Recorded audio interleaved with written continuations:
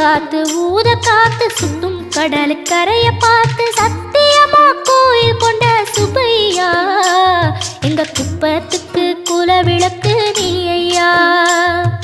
திருச்செந்தூர் ஆண்டவனே வேல் முருகா தினம் உனக்கு நன்றி சொல்வோம் மால் மருகா. திருவடியில் தவம் இருப்போம் திருமுருகா தீர்ப்பெழுது நலமெனவே வடிவழகா வேல் முருகா.